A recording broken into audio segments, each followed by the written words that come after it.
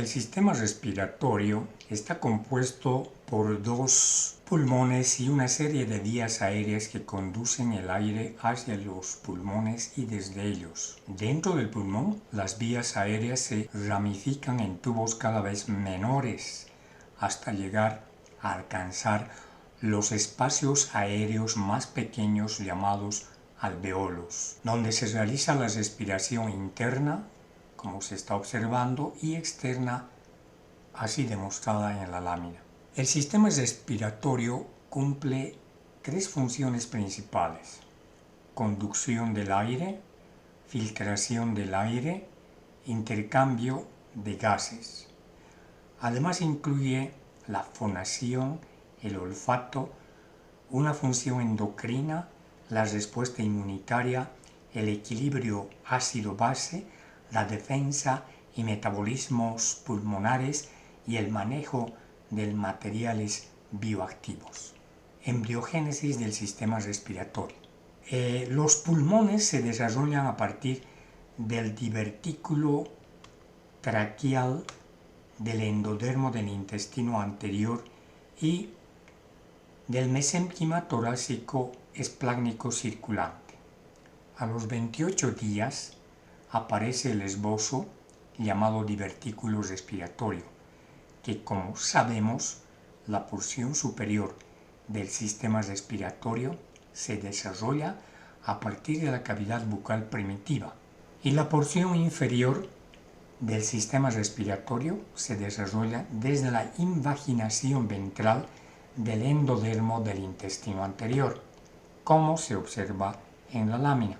¿Cómo está organizado macroscópicamente el sistema respiratorio? Macroscópicamente el sistema respiratorio está organizado en una porción llamada ventilatoria, una porción llamada conductora y otra porción denominada respiratoria.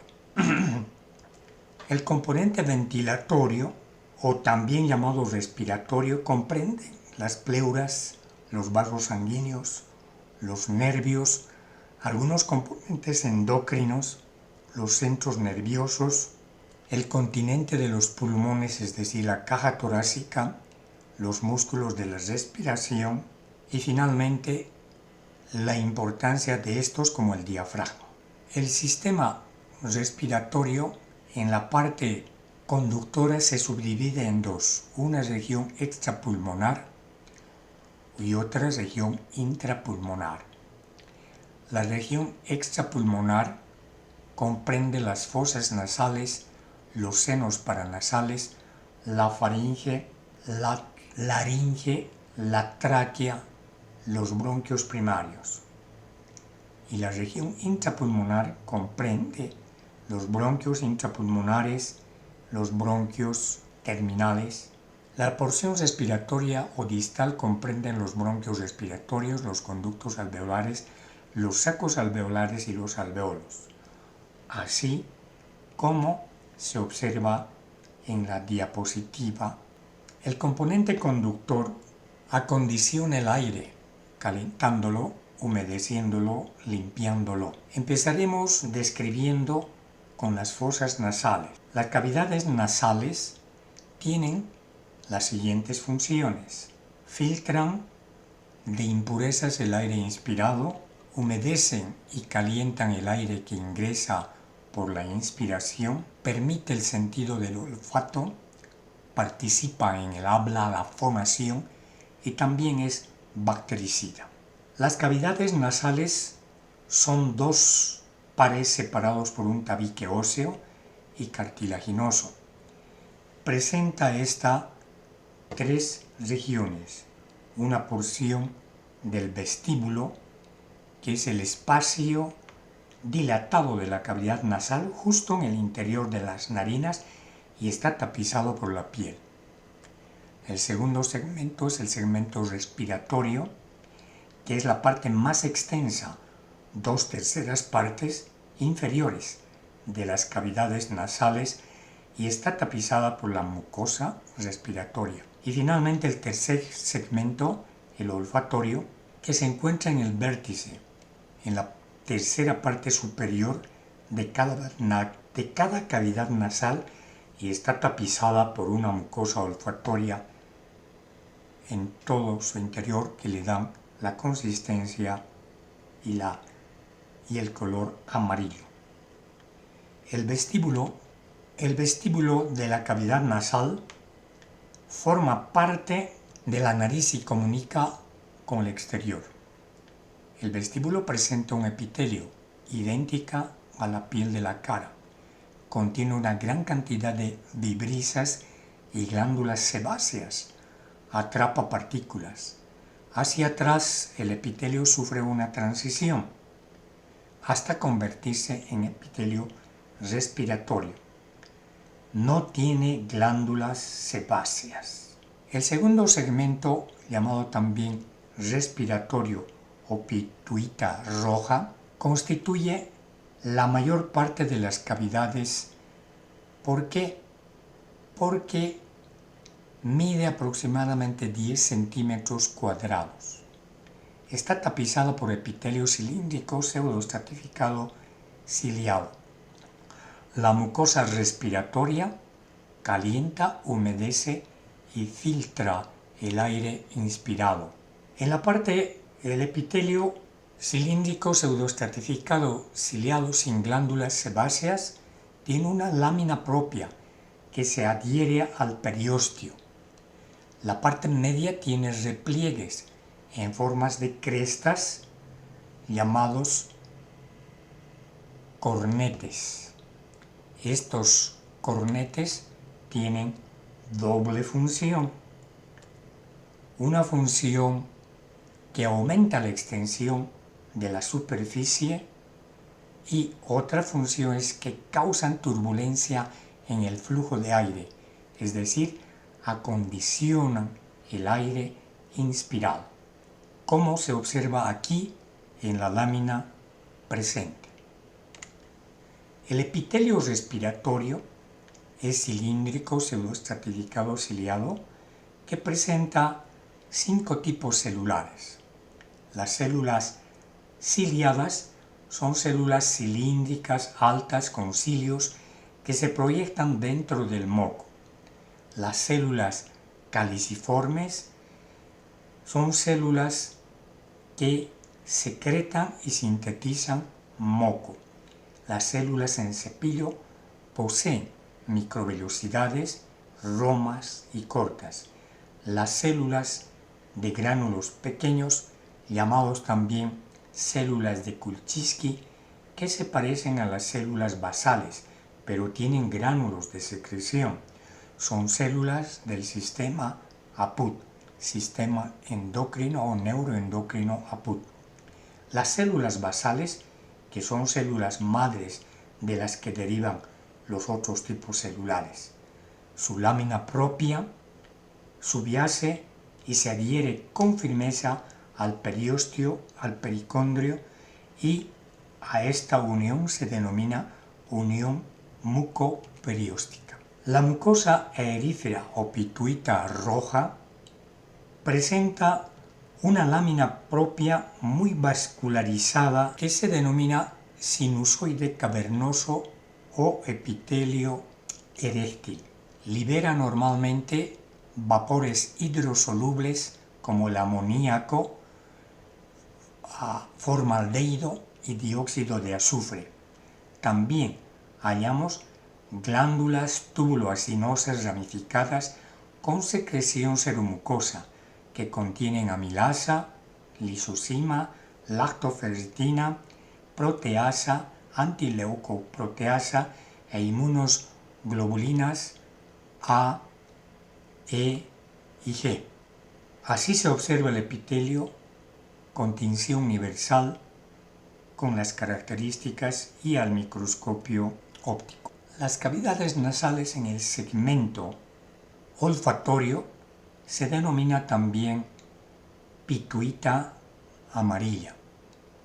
Esta pituita amarilla tiene la relación directa con el olfato por un sistema de comportamiento humano, es decir, que puede modificar directamente nuestro comportamiento, memoria, estados de ánimo, emociones, un sistema inmune.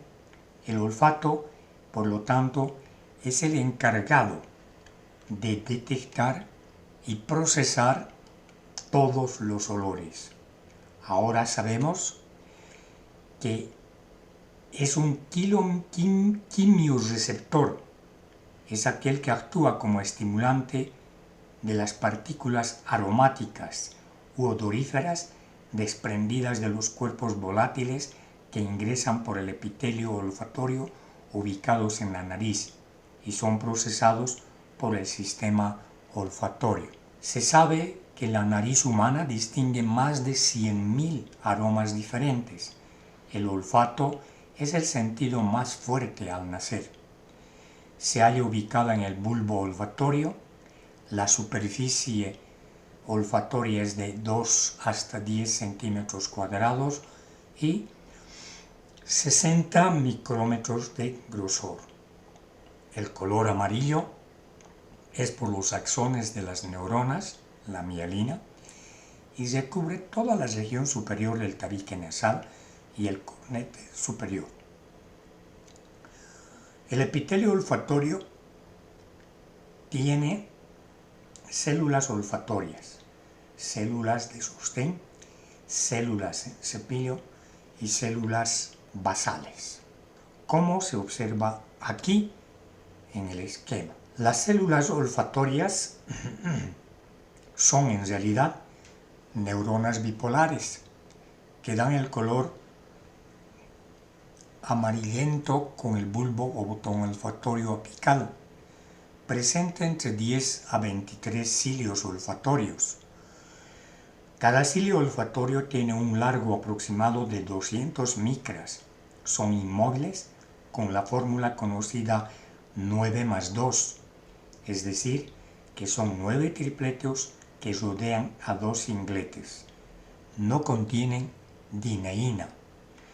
La membrana plasmática de los cilios tienen proteínas fijadoras de las sustancias odoríferas que actúan como receptores olfatorios.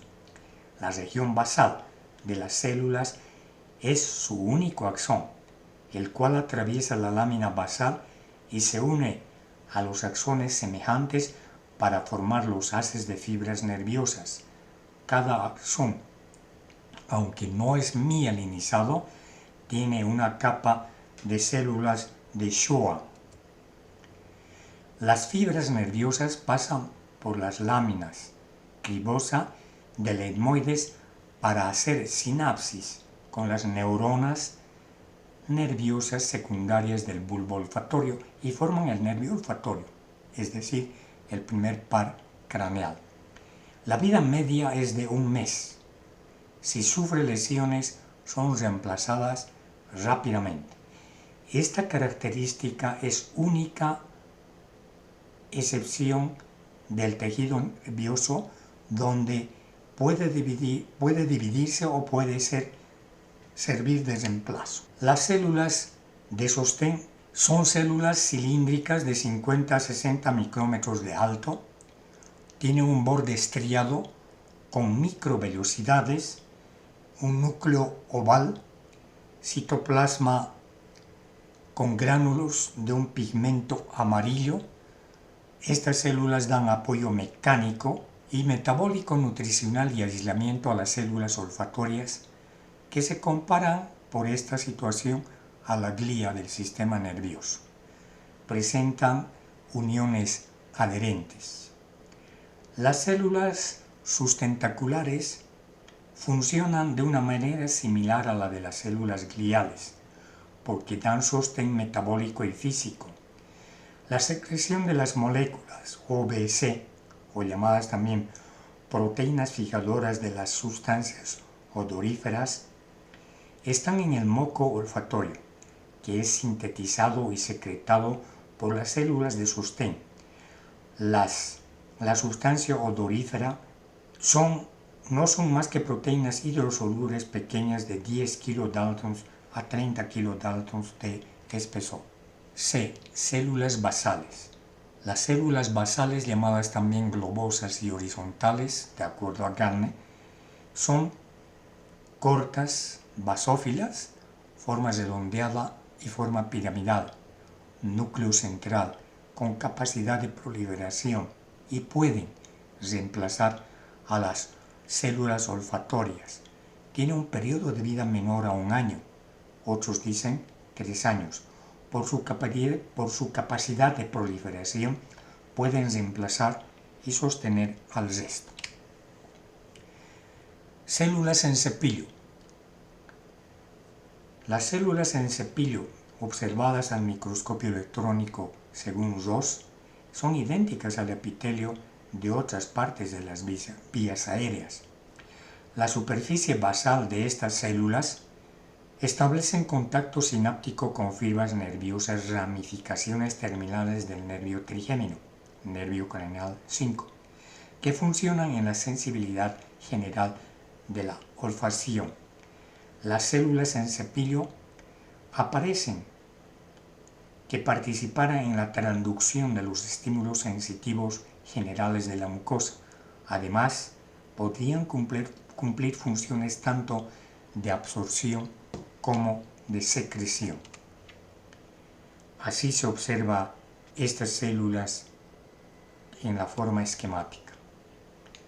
La lámina propia de este epitelio presenta glándulas olfatorias denominadas de Bowman, que son túbulo-alveolares cerosas que son solventes. Normalmente liberan la inmunoglobulina A, la lactoferritina, la lisozima y la proteína de unión del odorante, OBP, de los olores. Las glándulas de Bowman presentan gránulos de lipofucsina más los gránulos de lipofucsina de las células sustentaculares dan a la mucosa olfatoria el color amarillento pardo de esta zona. El flujo constante de la secreción libra a la mucosa de los restos de las sustancias odoríferas detectados, de modo que los nuevos olores se pueden percibir de forma simultánea a medida que aparecen. Senos paranasales. Los senos paranasales son extensiones de la cavidad nasal y están ubicadas en los huesos del mismo nombre: frontal, esfenoidal, etmoidal y maxilar, como estamos observando en los slides. Los senos paranasales tienen un epitelio pseudoestratificado ciliado cilíndrico con células caliciformes, escasas, la mucosa y su lámina propia, y está unida directamente al hueso, al periósteo, y a esa unión se denomina unión mucoperióstica. Presentan glándulas seromucosas y elementos linfoides típicos de esta zona. La faringe mide aproximadamente entre 12 a 14 centímetros. Normalmente la faringe está dividida en la nasofaringe, la orofaringe y la laringofaringe. Presenta glándulas típicas dependiendo del lugar. La histología de esta zona se divide una porción de la mucosa, del músculo y del adventicio. La mucosa, las partes expuestas de esta a los efectos abrasivos de los alimentos, está cubierta por epitelio plano estratificado. El resto del epitelio es pseudoestratificado cilíndrico ciliado con células caliciformes, una lámina propia de tejido conjuntivo. En la unión con el esófago presenta glándulas mucosas, amígdala faríngea, adenoides y glándulas tubáricas, el músculo estriado y la adventicia típica de esta zona. La laringe. La laringe presenta un esqueleto cartilaginoso, articulado y formado por cartílagos hialinos y cartílagos elásticos. Los cartílagos hialinos son el tiroides, cricoides y aritenoides, que están en la parte inferior. Y los cartílagos elásticos en la epiglotis, el corniculado, el cuneiforme, el aritenoides, que está en la parte superior. La estructura de la laringe presenta una porción denominada túnica interna o mucosa y otra túnica media y finalmente una túnica externa o adventicia. La túnica interna o mucosa presenta un epitelio que varía de acuerdo a las cuerdas vocales superior o inferior y asientan sobre una lámina propia de tejido conjuntivo. La túnica media es músculo cartilaginoso, por lo tanto vamos a hallar unos cartílagos impares como la epiglotis, el tiroides y el cricoides, y pares como aritenoides, corniculado y cuneiforme, los músculos intrínsecos y extrínsecos. Finalmente su túnica adventicia es tejido conjuntivo. ¿Qué funciones tiene la laringe? Si bien tiene de 4 a 5 centímetros de largo, producen o modulan el sonido. El hablar forma los movimientos de la faringe, el paladar blando, la lengua y los labios. Previene la entrada de alimentos y líquidos al sistema respiratorio.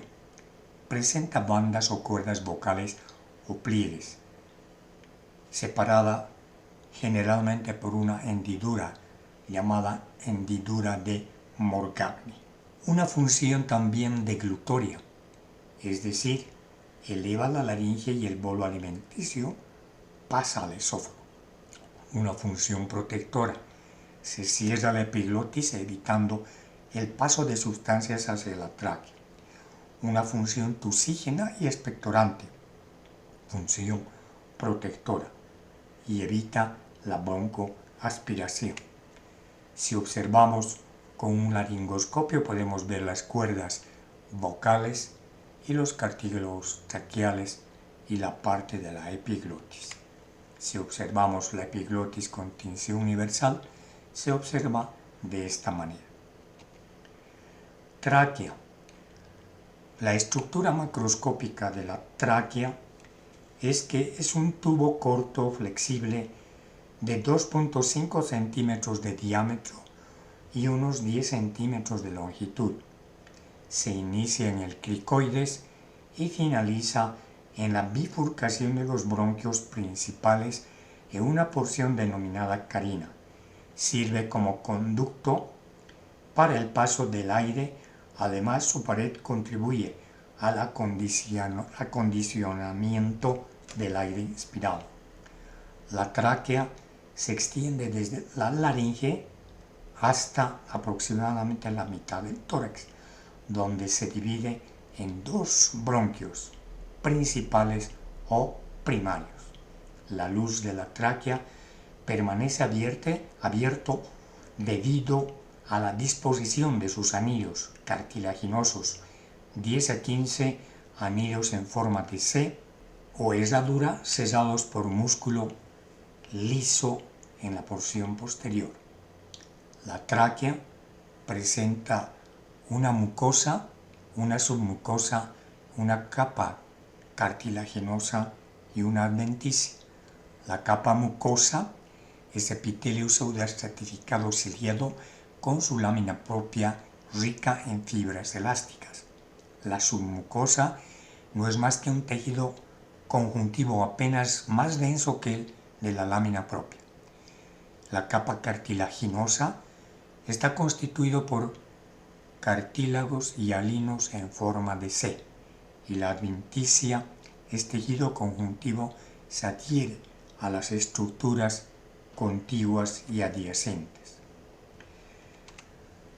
Así se observa al microscopio óptico La tráquea es un corte transversal y todas las capas y cada uno de ellos que corresponde a la mucosa, a la submucosa, al cartílago y demás. Normalmente la mucosa de la tráquea presenta un epitelio pseudoestratificado ciliado. Este epitelio se llama también epitelio respiratorio. Normalmente este epitelio presenta células típicas: 1. Células ciliadas. 2. Células mucosas o caliciformes. 3. Células en cepillo. 4. Células de gránulos pequeños, llamado también células tipo 1, 2 o quimioreceptores. Y finalmente las células basales, otros llaman también argentafines.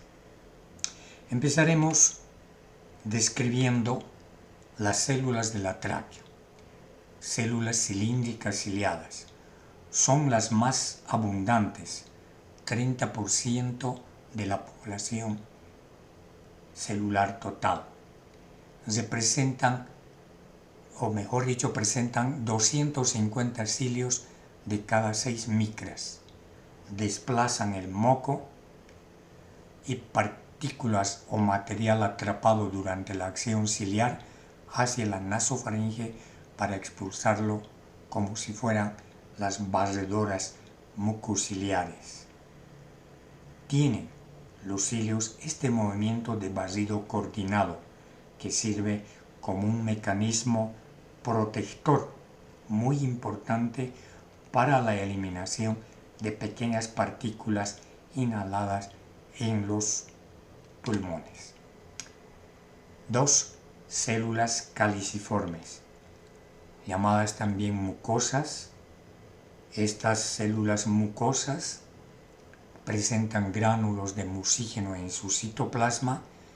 30% de la población celular total se encuentran en el epitelio. Las células en cepillo son células cilíndricas con microvellosidades romas. La superficie basal de las células está en contacto sináptico con una terminación nerviosa aferente llamada sinapsis epiteliodendrítica. Por lo tanto, la célula en cepillo se considera una célula receptora. Las células del sistema neuroendocrino difuso, abreviado DNS, son células llamadas también de Kulczycki. Son los equivalentes de las células enteroendocrinas. Con el microscopio electrónico y de transmisión son células con gránulos.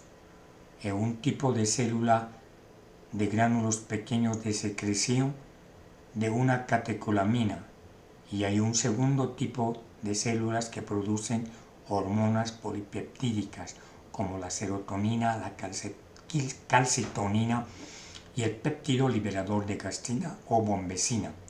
Algunas células granulares pequeñas parecen estar inervadas. Algunas se reúnen en grupos, en asociaciones con fibras nerviosas y forman corpúsculos neuroepiteliales que se cree que participan en los reflejos que regulan el calibre de la vía aérea y de los vasos sanguíneos. El 3 al 4% de la población celular representan estas células del sistema neuroendocrino difuso. Por lo tanto, vigilan los niveles de oxígeno y de anhídrido carbónico. Algunos autores las denominan también células de Kulczycki neuroendocrino difusos.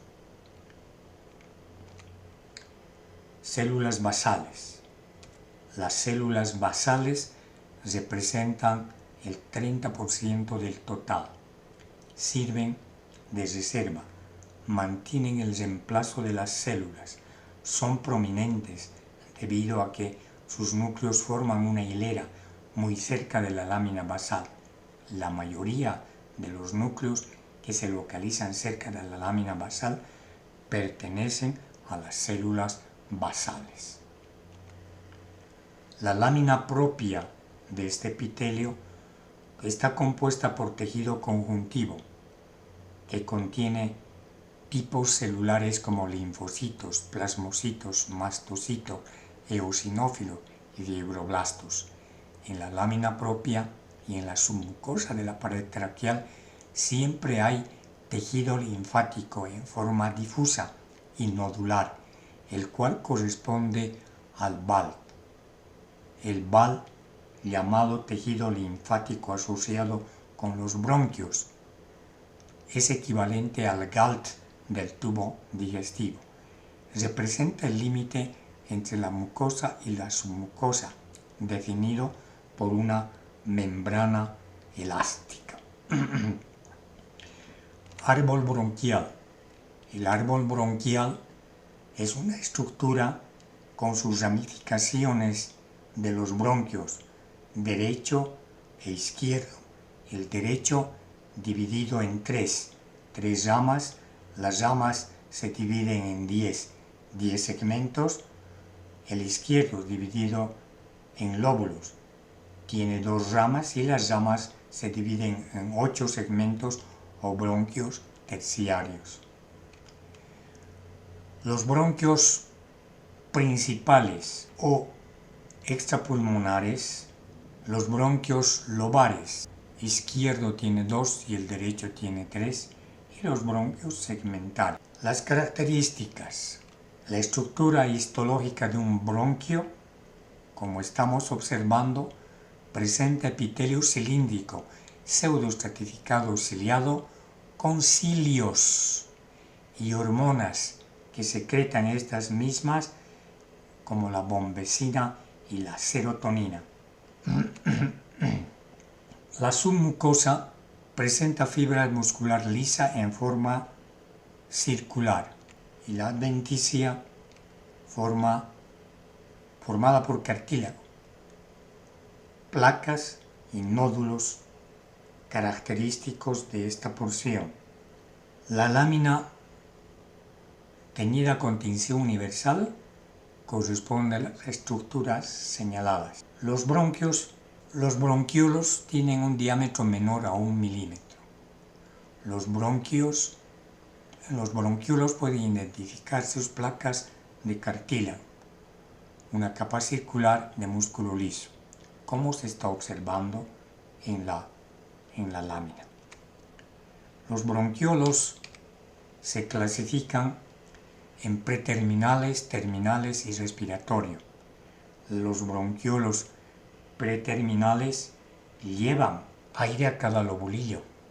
Los terminales 3 a 5 lobulillos y llevan aire a los acinos. Tienen un diámetro de 0,5 milímetros y el respiratorio se origina en la bifurcación de los bronquiolos terminales. El bronquiolo terminal está revestido por un epitelio simple cúbico en el cual hay dispersas células de clara. Las células de clara aumentan en cantidad mientras que las células ciliadas disminuyen a lo largo del bronquiolo. Las células de clara presentan las siguientes características. Son cilíndricas con microvelocidades, el citoplasma con gránulos de secreción y glucoproteína, protegen el epitelio bronquial, degradan toxinas del aire inhalado mediante enzimas citocromo P250, secretan una sustancia tensioactiva y producen la proteína CC16 de 16 kilodaltons, que es un marcador pulmonar mensurable. Se divide para regenerar el epitelio bronquial. Con tinción universal vemos nosotros un bronquiolo terminal y vemos un bronquiolo respiratorio y las cavidades alveolares. El bronquiolo terminal presenta un epitelio respiratorio, su músculo liso, las células de clara, el epitelio cúbico desaparece y nótese en esta parte la transición de un epitelio cilíndrico a un epitelio cúbico. Hay células de clara. Segmento respiratorio del sistema respiratorio. Los bronquiolos respiratorios desembocan en conductos alveolares, en un atrio que da origen a 3 o 6 conductos alveolares, estos a los sacos alveolares y estos al alveolo, como se observa también en la lámina. Al microscopio electrónico, idéntico, vemos el bronquiolo respiratorio con todas sus características. Los sacos alveolares tienen un diámetro de 200 micrómetros, sus paredes están formados por alveolos pulmonares. Un saco alveolar es una unidad funcional y estructural. Los alveolos pulmonares son 300 millones en cada pulmón, hace una superficie de 140 metros cuadrados, presenta un epitelio plano simple y presenta poros, llamados poros de Kohn, de un diámetro de 8 a 60 micrómetros. El epitelio alveolar está formado por los neumocitos tipo 1 y tipo 2 y algunas otras células en cepillo.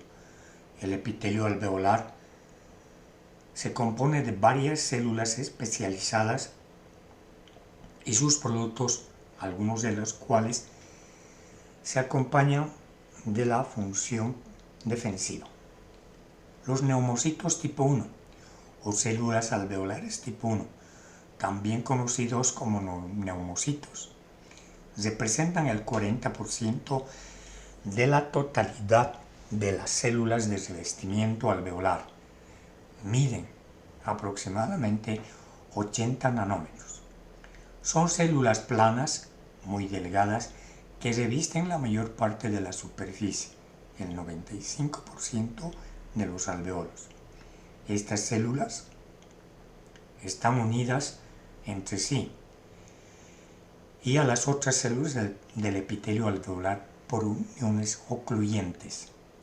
Las uniones forman una barrera eficaz.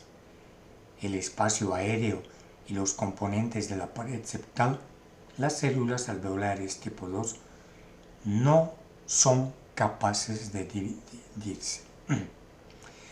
Las células alveolares tipo 2, también llamadas neumocitos tipo 2 o células del tabique, son células secretoras, constituyen el 60% de las células de revestimiento alveolar, pero debido a su forma diferente cubren todo, solamente el 5% de la superficie. Al igual que las células de clara, las células tipo 2 sobresalen y su citoplasma apical está repleto de gránulos que con el microscopio electrónico de transmisión se ve como rímeros de laminillas membranosas paralelas. Estas se llaman cuerpos laminares con gran cantidad de una mezcla de fosfolípidos, lípidos neutros, proteínas que forman una cubierta alveolar del agente tensioactivo llamado surfactante. El surfactante no es más que el fosfolípido dipalmitoil fosfatidilcolina y fosfatidilglicerol y sus 4 proteínas A, B, C y D. Las células en cepillo son también células de la pared alveolar, pero en una cantidad escasa. Servirán como receptores que verifican la cantidad de aire en los pulmones. Finalmente, los macrófagos alveolares eliminan partículas inhaladas en los espacios aéreos y los eritrocitos del tabique. Los macrófagos alveolares son los barredores de polvo. Los alveolos sabemos que presentan una proteína surfactante A, una proteína surfactante B y una proteína surfactante C, finalmente la surfactante D. La proteína surfactante A es la más abundante, homeostasis de la surfase, modula la respuesta inmune contra los virus, las bacterias y los hongos. En cambio, la proteína surfactante B da una absorción y diseminación del surfactante sobre la superficie del epitelio alveolar. La proteína surfactante C representa el 1% de la masa total de las proteínas y la surfactante D interviene en la defensa del huésped, participa en una respuesta inflamatoria local como consecuencia de una lesión pulmonar aguda. Así se observa en el ser humano. La barrera alveolo-capilar está formada por el agente tensioactivo más un neumocito tipo 1, por las membranas basales fusionadas de los neumocitos tipo 1 de la célula endotelial del capilar y las células endoteliales de los capilares continuos. Así se observa en forma esquemática la barrera y al microscopio óptico con tinción universal también se lo observa en esta forma. Pleuras. Las pleuras son pleura parietal y pleura visceral, que normalmente se van a distender en cada inspiración y expiración.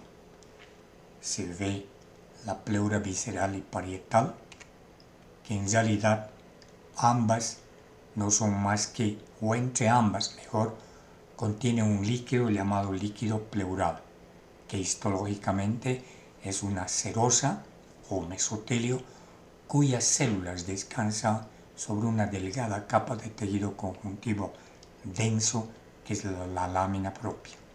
Se observa al microscopio óptico y con tinción universal en esta forma, y ese es el sistema respiratorio característico que nosotros compartimos. Muchas gracias.